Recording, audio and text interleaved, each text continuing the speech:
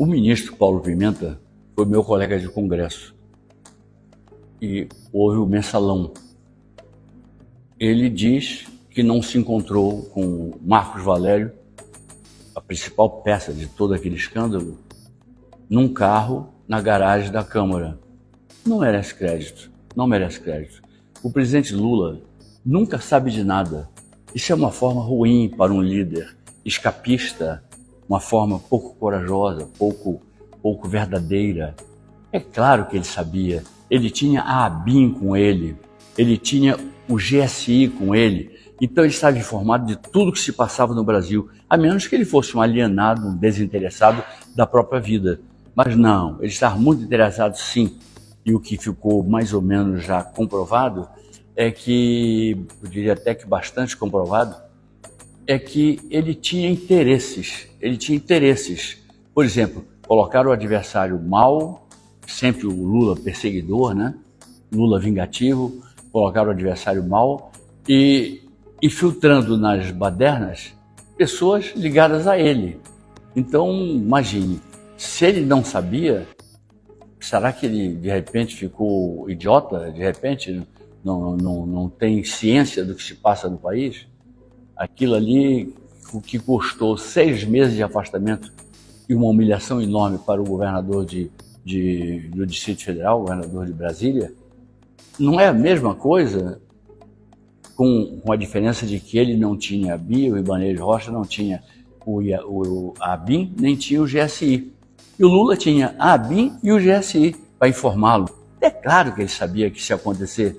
E é claro que ele teve vontade de ver isso acontecer, ver o circo pegar fogo, porque aí ele sairia de santo e o adversário sairia de o diabo em forma de gente. Então, é mais ou menos isso, não tem dúvida nenhuma. E aí dar desculpas, ele nunca soube de nada, ele não sabia do mensalão, ele não sabia do Petrolão, que foi patrocinado pelo partido dele, pelo governo dele, ele, obviamente, no meio, aquela promiscuidade entre governo e empreiteiras, aquela coisa terrível que custou, sabe quanto ao país? Sabe quanto ao bolso de nós brasileiros, ao nosso bolso? 1 trilhão de reais furtados da Petrobras. Pois ele pega esse general que não agiu com a honra de um general honrado para mim mesmo, eu vou dar um exemplo aqui, general Vilas Boas, que é um outro exemplo, general Marechal depois, Henrique Dufres Batista Teixeira Lott. Então eu tenho como meus heróis um Vilas Boas, um Lott, e tem maioria esmagadora de militares que são democratas, que não são golpistas, que não tem nada a ver com essas trapalhadas todas que nós vimos tão recentemente.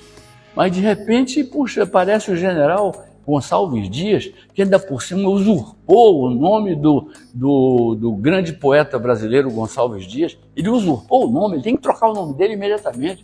Manda ele chamar Antônio Dias, Brian Dias, se quiser botar um nome americano, aí bota Brian Dias, se quiser um nome chinês, põe Xi Ping Dias. Mas não use o nome de uma pessoa tão decente, que fez tanto pela cultura brasileira, como o poeta Gonçalves Dias.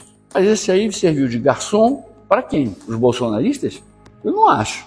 Acho que ele serviu de garçom para dar água para os infiltrados dele, para que a bagunça fosse bem feita, para que a bagunça fosse com as pessoas sendo adubadas por uma autoridade como ele, que era o chefe do GSI.